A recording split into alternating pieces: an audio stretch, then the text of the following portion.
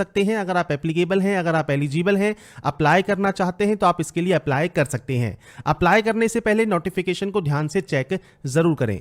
बात करेंगे फ्रेंड्स यहां पर इसके फॉर्म फिलअप प्रोसेस के बारे में। तो यहां पर देखिए आपको लॉगिन का एक सेक्शन मिलता है। अगर आप पहले से रजिस्टर हैं तो आप डायरेक्टली लॉगिन कर सकते हैं। अगर आप रजिस्टर नहीं है उस कंडीशन में आप रजिस्टर नाउ पर क्लिक कर देंगे। तो फ्रेंड्स यहां पर रजिस्ट्रेशन करने के लिए आपको देखिए कुछ बेसिक जानकारी फिल करनी होगी। सबसे पहले आपसे पूछा जाएगा do you have Aadhaar card.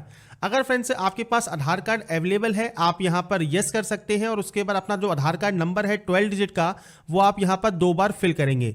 अब मान लीजिए आपके पास आधार कार्ड नहीं है या फिर आप किसी कंडीशन की वजह से आप मल्टीपल रजिस्ट्रेशन कर रहे हैं और आधार कार्ड नंबर यहां पहले से ही बता रहा है कि प्रोवाइडेड है, आपका अवेलेबल है, तो आपको यहां पर करना क्या है, आपको नो करना है। और उसके बाद यहां पर टाइप ऑफ आईडी में आप कोई भी अदर आईडी सेलेक्ट कर सकते हैं, चाहे ड्राइविंग लाइसेंस हो, पैन कार्ड हो, पासपोर्ट हो, वोटर आईडी हो, कोई भी ऑप्शन को आप सेलेक्ट कर लेंगे, उसका नंबर आप यहां पर दे देंगे।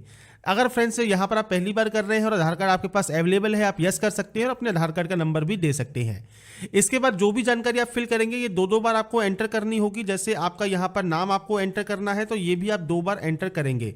2 बार एंटर करने का मतलब यही है, फायदा यही है कि आपका कोई भी गलती होगी वो यहीं पर ही आपको पकड़ में आ जाएगी। इसके बाद है आपने कभी अपना नाम चेंज किया है तो यस करके अपना बदला हुआ नाम दे सकते हैं, नहीं तो नो करेंगे। इसके बाद यहाँ पर है आपका फादर नेम जो कि आप यहाँ पर एंटर करने वाले हैं, इस भी आपको 2 बार एंटर करना है। उसके बाद आपका जो मदर नेम है वो आपको यहाँ पर एंटर करना है और ये भी 2 बार आप एंटर करेंगे। इसके बाद है आपका DOB section, date of birth section, जो कि मैट्रिकुलेशन सर्टिफिकेट के अकॉर्डिंग आएगा। तो यहां पर फ्रेंड्स इस कैलेंडर पर आपको क्लिक करना है और यहां से आपकी जो भी डेट ऑफ बर्थ है वो आप यहां से सेलेक्ट कर सकते हैं।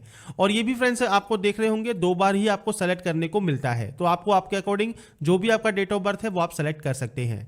अब इसके बाद है आपको आपकी क्वालिफिकेशन डिटेल। अब क्वालिफिकेशन में भी सिर्फ 10 की डिटेल, ये ध्यान रखिएगा। आप चाहे फॉर्म CGL का भरें, MTS का भरें या फिर आपको JEE का भरें, कुछ भी फॉर्म भरें, स्टेनो का भरें, आपको रजिस्ट्रेशन में 10 की डिटेल ही फिल करनी होती है। इसमें फ्रेंड्स सबसे पहले आपको यहां पर आपका एजुकेशन बोर्ड सेलेक्ट करना है। तो बोर्ड्स की देखिए सारी लिस्ट आपको यहां मिल जाती है, आपके अकॉर्डिंग जो भी आपका बोर्ड है वो आप यहां पर सेलेक्ट कर लेंगे और ये सेम आपको 2 बार ही यहां पर सेलेक्ट करना होगा। इसके बाद आपको 10th का रोल नंबर आपको यहां पर देना है और ये भी आपको सेम यहां पर एंटर करना होगा। तो ये आप अपने अकॉर्डिंग जो भी रोल नंबर है वो आप एंटर कर सकते हैं। इसके बाद ईयर ऑफ पासिंग आपको देना है, आपने इसको कब पास किया है, ये सब 2 बार आप एंट्री करेंगे। आपका जेंडर आपको सेलेक्ट करना है। इसके बाद सेलेक्ट करना है लेवल ऑफ एजुकेशन क्वालिफिकेशन। अब देखिए आपका जो भी क्वालिफिकेशन है हाईएस्ट वो आप यहां सेलेक्ट करेंगे। अब अगर मान लीजिए आप ग्रेजुएशन के में आप यहां पर अपेयरिंग है तो आप यहां पर ग्रेजुएशन ही सेलेक्ट कर लें। और अगर आप मान लीजिए 10+2 पास आउट है तो आप वैसे ही CGL के लिए एप्लीकेबल नहीं होंगे। पर अगर फ्रेंड्स आप 10+2 के लिए अप्लाई कर रहे हैं तो आप 10+2 सेलेक्ट कर सकते हैं और उसके बाद 10+2 की वैकेंसी या 10 की वैकेंसी होंगी उसमें आप एप्लीकेबल होंगे। अगर आप ग्रेजुएट कैंडिडेट है और ग्रेजुएशन अगर यहां सेलेक्ट करते हैं तो उसके बाद आप CGL हो गया, CHSL हो गया, MTS हो गया, JEE हो गया या फिर जो भी आपकी वैकेंसीज होंगी उन सभी के लिए आप एप्लीकेबल होंगे। तो अकॉर्डिंग आप यहां पर अपने ऑप्शन को सेलेक्ट कर सकते हैं। इसके बाद फ्रेंड्स यहां पर है मोबाइल नंबर का ऑप्शन। तो 10 डिजिट का मोबाइल नंबर और मेल आईडी आप यहां डालेंगे और ध्यान रखिएगा mobile number mail ID active and valid होनी चाहिए। जब तक ये प्रोसेस कंप्लीट होगी तब तक तो वैलिड रहना ही चाहिए, क्योंकि अगर आप पासवर्ड या रजिस्ट्रेशन नंबर भूल गए तो एक OTP आती है, वो OTP वेरीफाई करने के बाद ही आप लॉगिन कर पाएंगे। इसलिए ये डिटेल्स आप बिल्कुल सही फिल करेंगे। स्टेट या UT आप यहां से सेलेक्ट करेंगे, आप जहां के भी निवासी हैं, और उसके बाद यहां से इसको सेव कर देंगे। सेव करने के बाद आपका जो फर्स्ट प्रोसेस है रजिस्ट्रेशन का वो कंप्लीट हो जाएगा। आपको एक यहां पर रजिस्ट्रेशन नंबर मिल जाएगा और एक साथ में OTP आपके मेल आईडी पर आएगी, वो फ्रेंड्स बाद में आपको वेरीफाई करनी होगी। उसके बाद फ्रेंड्स आपको जब यहां पर आप पहली बार लॉगिन कर लेते हैं आपको यहां पर देखिए आपका पासवर्ड चेंज करना होगा और आपको सबसे पहले जो आपकी मेल आईडी पर आपको पासवर्ड मिला है वो आपको टाइप करना है और एक यहां से न्यू पासवर्ड जनरेट करना है। अब जो न्यू पासवर्ड होगा इसमें देखिए कैपिटल लेटर, एक नंबर, एक स्पेशल कैरेक्टर आपका होना जरूरी है। ये ध्यान रखिएगा, स्पेशल कैरेक्टर, नंबर और कैपिटल लेटर अगर आप उस पासवर्ड में नहीं रखेंगे तो वो पासवर्ड यहां पर जनरेट नहीं होगा।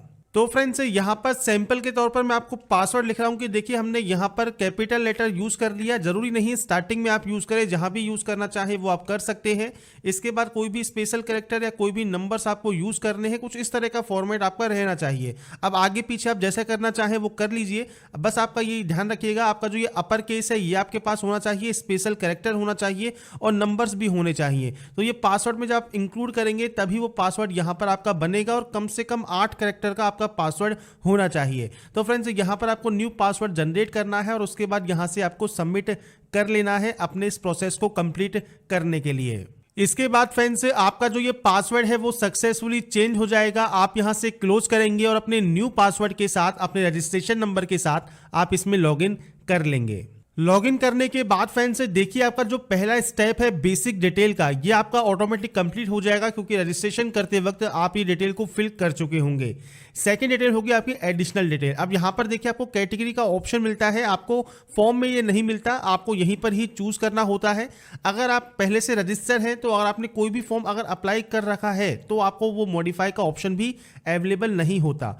अगर आपने कभी भी अप्लाई नहीं किया, कभी भी का मतलब है कि जब भी आपने अप्लाई किया था वो प्रोसेस कंप्लीट हो चुकी है और आपका मॉडिफाई का लिंक अगर एक्टिव है और आप क्लिक करते हैं तो आपके सामने कुछ इस तरह का ही इंटरफेस ओपन होगा। सेम आपको यहीं पर ही एडिट करना है और अपने यहां पर इस रजिस्ट्रेशन को आप सबमिट कर सकते हैं। तो ये चीज ध्यान रखिएगा, अगर मॉडिफाई का ऑप्शन अगर आपका एक्टिव है तो ही आप एडिट कर पाएंगे। फ्रेश कैंडिडेट क्या करेंगे यहाँ पर, तो अपनी कैटेगरी सेलेक्ट कर लेंगे। जनरल, ईडब्ल्यूएस, एससी, एसटी जो भी आपकी कैटेगरी है वो आप यहाँ सेलेक्ट कर लें। आपकी नेशनलिटी आपको सेलेक्ट करनी है। इसके बाद आपको आइडेंटिफिकेशन मार्क देना है।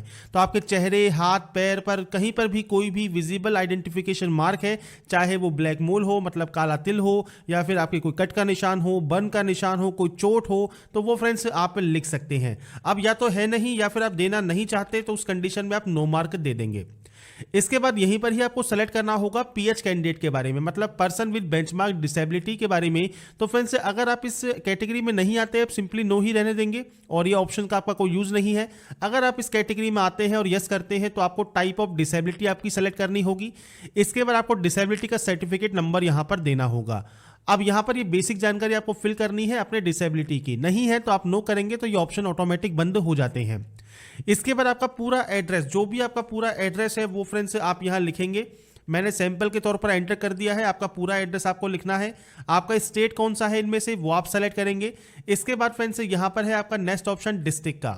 इसके बाद फ्रेंड्स आपका जो डिस्ट्रिक्ट है वो आप यहां सेलेक्ट करेंगे। इसके बाद आपका पिन कोड आप यहां फिल करेंगे। अगर आपका friends permanent and present address same है आप यस पर क्लिक कर सकते हैं, अलग अलग है आप नो पर एंट्री करके मैनुअल एंट्री कर सकते हैं। तो ये फ्रेंड्स आपके ऊपर डिपेंड करता है, और अगर आपका एड्रेस सेम है आप सेम इस पर क्लिक कर देंगे। इसके बाद फ्रेंड्स आपको जो ये डाटा है आपकी सेव कर देनी है, और सेव करने के बाद आपको फ्रेंड्स यहां पर एक मैसेज मिल जाएगा तो आप इसे क्लोज कर सकते हैं। और इसके बाद तीसरा ऑप्शन जो डिक्लेरेशन का है, पहले इसमें होता क्या था, आपको फोटोग्राफ एंड सिग्नेचर भी अपलोड करने होते थे, पर अब यहां पर ये बंद कर दिया गया है। क्योंकि अगर आपने दिल्ली पुलिस या उसके बाद के फॉर्म में देखे होंगे तो बहुत सी कैंडिडेट को दिक्कत आ रही थी कि फोटो एंड साइन वो एडिट नहीं कर पा रहे थे, इसलिए फ्रेंड्स उसके बाद से यहां पर अब नई सुविधा चालू कर दी है। अब आप अपने फोटो एंड साइन को अपलोड कर सकते हैं आपके एप्लीकेशन फॉर्म के अप्लाई में। तो यहां पर आप इसको एग्री कर देंगे और उसके बाद आप यहां से इसको फाइनल सबमिट कर देंगे, आपका रजिस्ट्रेशन प्रोसेस कंप्लीट हो जाएगा।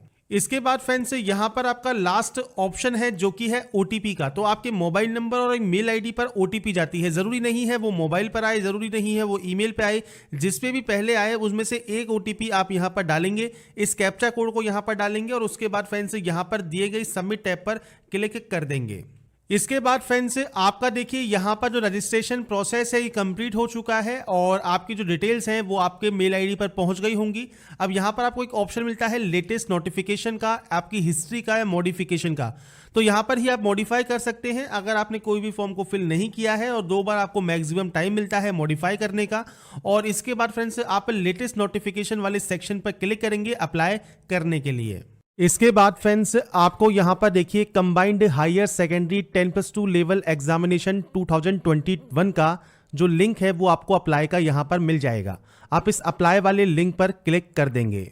यहां पर आने के बाद फ्रेंड्स सबसे पहले देखिए आपको यहां पर जो चूज करना है वो आपको सेंटर चूज करना होगा। आप अपना एग्जाम सेंटर कहां पर लेना चाहते हैं वो आप अपने अकॉर्डिंग यहां से चूज कर सकते हैं। और इसके बाद friends medium of typing test आपको कौन सा चाहिए वो आपको यहां पर फिल करना होगा। इसके बाद पूछा गया है 12वीं क्लास में साइंस स्ट्रीम में आपके पास मैथमेटिक्स एज ए सब्जेक्ट है या नहीं है। अगर आपके पास ये नहीं है तो आप नो कर सकते हैं। आप सिर्फ डीईओ पोस्ट के लिए जो CNG में है उसके लिए आप एप्लीकेबल नहीं होंगे। अगर आपके पास है तो आप यस कर सकते हैं। अगर आप एक्स सर्विसमैन है तो यस कर सकते हैं और आपकी जो जानकारी है वो आपको प्रोवाइड कर सकते हैं रजिस्ट्रेशन में। अगर नहीं है तो आप सिंपली नो करेंगे। इसके बाद फ्रेंड्स यहाँ पर ये सारे ऑप्शन आपके डिसेबल रहेंगे। अगर आपने रजिस्ट्रेशन में यस किया है तो ही आपको यहाँ पर यस का ऑप्शन मिलेगा। इसके बाद फ्रेंड्स अगर आपको एज में छूट चाहिए तो आप यस कर सकते हैं, नहीं चाहिए तो आप नो करेंगे। और अगर फ्रेंड्स आप यहां पर यस करते हैं तो किस वजह से आपको यहां पर रिलैक्सेशन चाहिए आप उसकी जानकारी दे सकते हैं, नहीं तो आप इसमें नो करेंगे। हाईएस्ट क्वालिफिकेशन कौन सी है आपकी वो आप यहां से सेलेक्ट कर सकते हैं, आपकी हाईएस्ट क्वालिफिकेशन आपको सेलेक्ट करनी होगी। इसके बाद है क्वालिफाइंग, तो आप 12th स्टैंडर्ड में है या उसके इक्विवेलेंट 12th स्टैंडर्ड में है वो आप बता सकते हैं, 12वीं क्लास या फिर उसके इक्विवेलेंट जो भी क्वालिफिकेशन आपके पास है वो आप यहां पर सेलेक्ट कर सकते हैं। स्टेटस में अगर आप पास है तो पास सेलेक्ट करेंगे, अपीयरिंग है तो अपीयरिंग सेलेक्ट करेंगे। और इसके बाद अपीयरिंग करने के बाद आपको यहां पर देखिए जो पासिंग ईयर है ये आपका ओपन नहीं होगा। इसके बाद आपको स्टेट या यूटी आपके बोर्ड का या यूनिवर्सिटी का नेम ऑफ द बोर्ड आपको सेलेक्ट करना होगा और उसके बाद आपको यहां पर रोल नंबर, परसेंटेज, सीजीपीए कुछ भी एंटर करने की जरूरत नहीं है। अगर आप पास आउट कैंडिडेट हैं तो यहां से आपका पासिंग ईयर आप सेलेक्ट करेंगे, आपने इसको कब पास किया है। स्टेट या यूटी ऑफ बोर्ड, तो आपको यहां पर बोर्ड का जो आपका स्टेट है वो सेलेक्ट करना है और तभी आपको यहां पर ऑप्शन मिलेगा। अब जैसे मान लीजिए आप सीबीएसई पास आउट है पर आपको यहां पर सीबीएसई का ऑप्शन नहीं मिला तो आप जाएंगे दिल्ली पे और यहां पर दिल्ली सेलेक्ट करेंगे तो आपको यहां पर देखिए सीबीएसई का ऑप्शन मिल जाएगा। तो ये आपको आपके बोर्ड का यहां पर आपको देखिए जो स्टेट है, यूटी है वो आपको देना होगा। इसके बाद आपका जो रोल नंबर है वो आपको देना है, आपकी परसेंटेज क्या है वो आप यहां पर प्रोवाइड कर सकते हैं।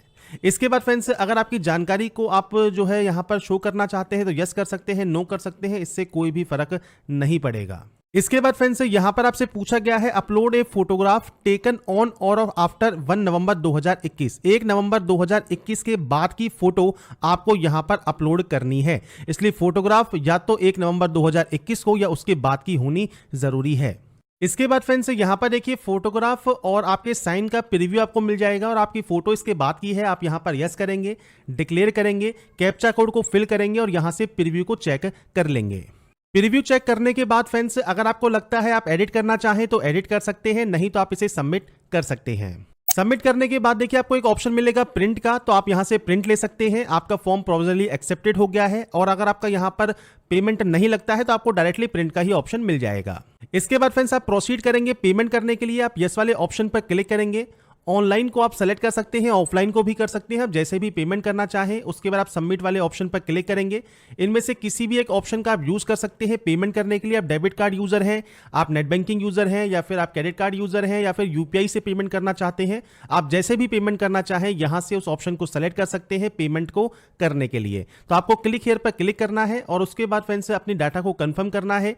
कार्ड की डिटेल्स को आप यहां पर फिल करेंगे और उसके बाद अपने पेमेंट को कंफर्म कर लेंगे। इसके बाद फ्रेंड्स आपका देखिए जो पेमेंट है वो वेरीफाई हो जाएगा, तो आप यहां से प्रिंट वाले ऑप्शन पर क्लिक कर सकते हैं। अपने एप्लीकेशन फॉर्म का प्रिंट आउट निकाल कर अपने पास रख सकते हैं फ्यूचर यूज के लिए, फ्यूचर रेफरेंस के लिए। पेमेंट डाटा डिडक्ट हो गया है और वेरीफाई नहीं हुआ है तो 24 आवर्स कम से कम वेट कीजिए, डबल वेरिफिकेशन अपने पेमेंट का कर सकते हैं। साथ में अपने पेमेंट स्टेटस को भी आप चेक यहां पर कर पाएंगे। तो यहां पर फ्रेंड्स मैंने आपको फुल प्रोसेस बता दी है CHSL का आप ऑनलाइन फॉर्म कैसे फिल कर सकते हैं, स्टेप बाय स्टेप प्रोसेस के बारे में। अगर आपको हमारा ये वीडियो पसंद आया है और आप चाहते हैं